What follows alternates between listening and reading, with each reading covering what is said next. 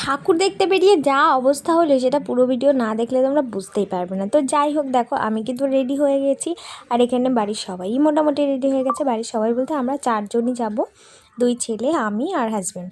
তো এই দেখো রাস্তায় বেরিয়ে পড়েছি, আর এবার বাজারের দিকে টুকটুক করে হেঁটে যাচ্ছি। তারপর অটো টোটো যা পাবো সেটাতেই উঠে পড়বো। তো একটা টোটো পেয়ে গেছিলাম, সেটাতেই উঠে পড়লাম। তো টোটো পুরোপুরি যাচ্ছে না হেলাবরতলা পর্যন্ত, তো যেটুকু যাবে সেটুকু পর্যন্তই যাওয়া হবে। তো তারপর দেখো আরিফ বাড়ি থেকে নামিয়ে দিচ্ছে, মানে আগে সত্যভারতী পর্যন্ত যেত, এবার থেকে দেখছি আরিফ বাড়ি পর্যন্ত যাচ্ছে, তারপরে আর কোনো গাড়ি যাচ্ছে না। মানে এখন আমাদের প্রচুর প্রচুর হাঁটতে হবে, শুধু হেঁটেই যেতে হবে। তার মধ্যে এই যে দেখো ওটাকে কোলে একবার ওর বাবা নিচ্ছে, আমি একবার নিচ্ছে, তারপরে কি নামিয়ে দিয়ে দুজনে হাত ধরেছি। ওদের দুষ্টুমিটা দেখো, ওর শুধু মানে ঝুলবে, বাদুড়ের মতো ঝুলবে, ওরকম হাঁটবে না, ঝুলবে। তো একজন হাত ধরলে ঠিক করে হাঁটছে, আর দুজনে যখনই হাতটা ধরছি এই যে এরকম করছে। তো যেতে যেতে রাস্তার পাশেই একটা প্যান্ডেল ছিল, তো বললাম চলো এটা দেখেই যাওয়া যাক। তো এই প্যান্ডেলটা আমার ভীষণই ভালো লেগেছে। তো এটা দেখো পুরো সাদা শোলা দিয়ে করেছে, মানে থার্মোকলের। আর এগুলো মনে হচ্ছে হাঁসের মতো করেছে, হাঁস ডিজাইন করেছে। দেখো খুবই সুন্দর লেগেছে আমার এগুলো। আর এই যে মায়ের মূর্তিটা দেখো। তো আবারও হাঁটতে শুরু করেছি, করতে করতে আবারও একটা প্যান্ডেলে চলে এলাম। এই যে এই প্যান্ডেলটাও খুব সুন্দর করেছে, এটা নীল সাদার উপরে দেখো প্যান্ডেলটা। তো এটা জানি না কি মন্দির, কি মন্দিরের আদলে করেছে আমি জানি না, মনে নেই। তো যাই হোক, এর মূর্তিটাও কিন্তু খুব সুন্দর করেছে। দেখো কালিয়া নাগ, মানে কালী ঠাকুর, তার উপরে সাপের ফনা, তার উপরে শ্রীকৃষ্ণের মূর্তি রয়েছে। এই যে মূর্তিটাও খুব সুন্দর হয়েছে। তো এখান থেকে বেরিয়ে পড়লাম এই যে। তো তারপর আবারও হাঁটতে শুরু করেছি। এবার যাব হচ্ছে দ্বারকা নগরী দেখতে, আর একটা পোস্টারে লেখা ছিল যে দ্বারকা। আর আমি ভাবছি হয়তো 2-4 মিনিট হাঁটার পরেই হয়তো দ্বারকাটা দেখতে পাবো। বাপরে বাপ, 30 থেকে প্রায় 35 মিনিট হাঁটার পর তারপরে এসে পৌঁছালাম এই যে দ্বারকা নগরী। এই যে এটা গেট বানিয়েছে, আর পাশেই একটা এই যে কালী মায়ের মূর্তি ছিল, জানি না এটা গত বছরের কিনা। তো ওইভাবেই পড়েছিল ওটা। তো তারপর এই যে হাঁটছি, এইবার হচ্ছে এই যে মেন মন্দিরটা। তো এই যে দেখো। তো যাই হোক, যতটুকু পেরেছি ততটুকুই ক্যামেরাবন্দি করার চেষ্টা করেছি। আর এখানে এসে মনে হচ্ছে সত্যি সত্যিই যেন শ্রীকৃষ্ণের দ্বারকা নগরীতে চলে এসেছি। তো বারাসাতের মধ্যে যে কটা প্যান্ডেল দেখেছি তার মধ্যে এটা আমার সব থেকে বেশি ভালো লেগেছে। আর যারা যারা এটা দেখেছো তারা জানবে যে কতটা ভালো মানে হয়েছে মন্দিরটা। আর সত্যি বলতে মূর্তিটা দেখার পর এতক্ষণ যে কষ্ট করে হেঁটে এসেছি, সত্যিই সেটা সার্থক হয়েছে। মানে মূর্তিটা দেখার পর সমস্ত কষ্ট যেন দূরে চলে গেছে।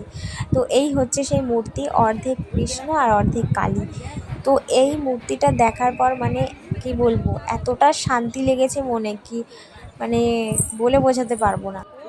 আর এই মূর্তিটা যে শিল্পী বানিয়েছেন বোঝাই যাচ্ছে যে তার হাতের কাজ কতটা ভালো, মানে তার পুরো রন্ধ্রে রন্ধ্রে শিল্পী সত্তাটা রয়েছে। মানে মানে কি বলবো, মূর্তিটাকে মনে হচ্ছে জীবন্ত ভগবান এখানে বসে আছে। আমার তো পুরো চোখটা মূর্তির দিকেই ছিল, ক্যামেরাটাও ভালো করে করতে পারিনি, মানে আমি চোখই সরাতে পারছিলাম না মূর্তিটা থেকে, এতটা ভালো লেগেছিল কি বলবো। মানে এতটা শান্তি লাগছিল মনে মূর্তিটা দেখার পর। মানে যারা যারা দেখেছো তারা অবশ্যই বুঝতে পারবে। তো কেমন লাগলো এটা অবশ্যই কমেন্টে জানিও। তো তারপর দেখো আবারও হাঁটতে শুরু করে দিয়েছি, এখন প্রায় 5:30 বেজে গেছে। তো ছেলেও একটু ক্লান্ত হয়ে গেছিলো, তো আমরা একটা জায়গায় বসে একটু ঠান্ডা খেয়ে নিলাম এই যে। তো আবারও অনেক ঠাকুর দেখা বাকি, কিন্তু এখানে একটা কথা বলি, যাদের এরকম ছোট বাচ্চা আছে তারা দয়া করে এরকম ভিড়ের সময় বেরোবে না। মানে আমরা বেরিয়ে একদম ভুল করেছি, বুঝতে পারছি। মানে কি বলবো, এরকম বাচ্চা নিয়ে কোলে করে এরকম হেঁটে ঠাকুর দেখা একদমই যায় না। তো যারা এরকম বেরোতে চাও তারা হয় একটু সকালের দিকে আসবে, আর না হলে একটু অনেকটা রাতের দিকে আসবে, তাহলে হয়তো দেখতে পারবে। আর আমরা ভেবেছিলাম হয়তো অলিগলির ভেতরে হয়তো টোটো ঢুকতে দেবে, কিন্তু না, কোনো গলিতে কোনো টোটো ঢুকতে দিচ্ছিল না। তো সমস্তটাই হেঁটে হেঁটেই দেখতে হচ্ছিল, মানে একটা প্যান্ডেলের থেকে আর একটা প্যান্ডেল যেতে যতটা সময় লাগুক না কেন তোমাকে হেঁটেই যেতে হবে, এরকম অবস্থা। তো তারপর দেখো এই যে আর একটা প্যান্ডেলে চলে এসেছি, এটা বোধহয় কেএনসি ছিল, কেএনসি রেজিমেন্ট। তো এই প্যান্ডেলটাও খুব ভালো হয়েছিল, মূর্তিটাও বেশ ভালো লেগেছে। আর আমরা খুব বেশি ঠাকুর দেখিনি, কিন্তু আমরা প্রচুর হেঁটেছি, মানে 4টে ঠাকুর হয়তো দেখেছি খুব ভালোভাবে। তারপর এত হাঁটা হয়ে গেছে, আর এরকম আমার বড় ছেলে তো হাঁটেই না, ওর প্রচণ্ড কষ্ট হয়ে গেছিলো। আর এই প্যান্ডেলের ভিতরে দেখো একটা জিনিস রয়েছে, উপরে একটা পাখা লাইট সেট করা আছে, ওখানে বিভিন্ন রকম ছবি উঠছিল, তো এটাও খুব ভালো লেগেছে। তারপরে দেখো হেঁটে হেঁটে এখন যাচ্ছি পাইনিয়রের মেলার দিকে।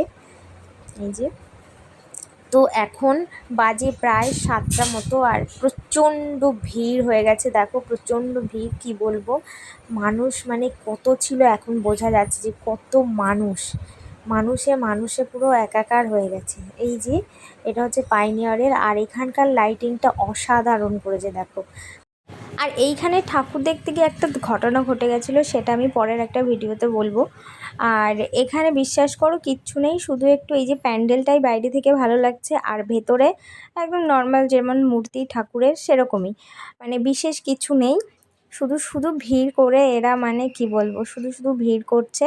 আর আর এখানে আমার একটা জিনিস ভীষণই খারাপ লেগেছে, যে মেলায় ঢোকার জন্য এই একটা মাত্রই রাস্তা, মানে তুমি 1-1.5 ঘন্টা লাইন দিয়ে এসে ঠাকুর দেখে তারপর তুমি মেলায় ঢুকতে পারবে। যদি তুমি মেলা দেখতে ইচ্ছুক হও তবেই কিন্তু তুমি ঢুকতে পারবে, আর এছাড়া কোনো রাস্তা নেই, আর থাকলেও সেটা মানে ঢুকতে দিচ্ছে না পুলিশেরা।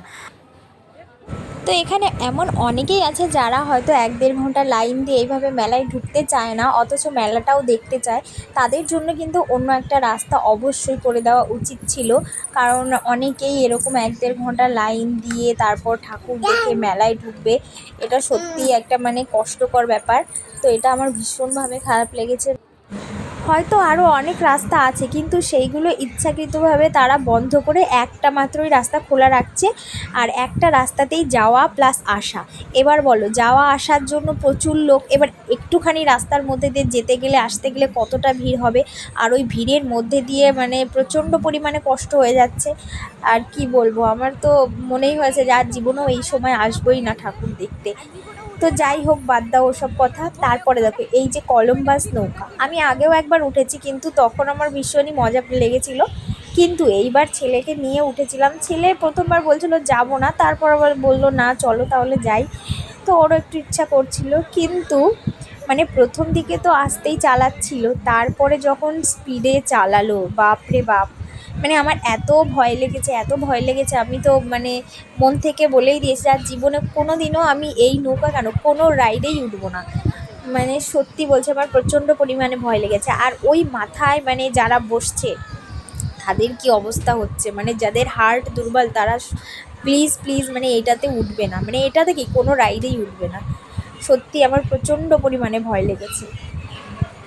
তো ওই ছেলেগুলো মানে উপরে উঠেছে, তাদের মধ্যে একজন ছিল কিছুক্ষণ পর পুরো চোখ বন্ধ করে এত চিৎকার করছে, আর সেই সঙ্গে আমিও চিৎকার করছি যে স্টপ, মানে থামাও থামাও বলে, মানে কি বলবো। তো যাই হোক, তারপরেই দেখো ছেলে আর একটা রাইডে উঠলো, ও আর একটু মজা করলো, আর ছোট ছেলে তো ঘুমিয়ে পড়েছিল, ওকে তো কোলে নিয়ে নিয়ে এবার বাড়ির দিকে হাঁটছি। এবার তো আরও প্রচুর হাঁটতে হবে, সবেমাত্র হেলাবরতলা, এবার এখান থেকে আরও মানে হাঁটতে হবে। তো ভ্যান ট্যান যাচ্ছিল, কিন্তু তারপরে আবার ওই দিকে গিয়ে বলছে পুরো আরিকবাড়ি পর্যন্তও যাবে না, এবার হেলাবরতলা থেকে সত্যভারতী এইটুকু যাওয়ার জন্য কে যাবে।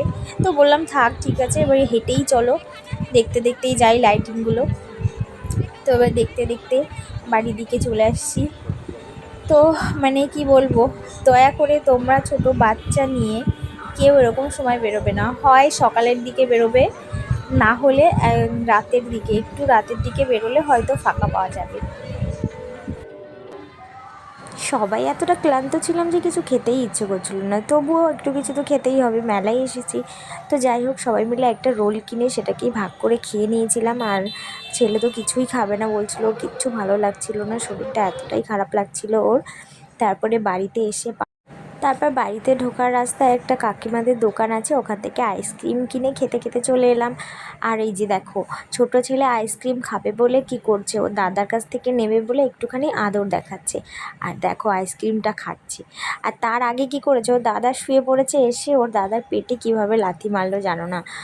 তো যাই হোক, আজকের ভিডিওটা এখানেই শেষ করছি। কেমন লাগলো ভিডিওটা অবশ্যই কমেন্টে জানিও। তো দেখা হচ্ছে আবার পরের ভিডিওতে, ততক্ষণ ভালো থেকো, সুস্থ থেকো, টাটা।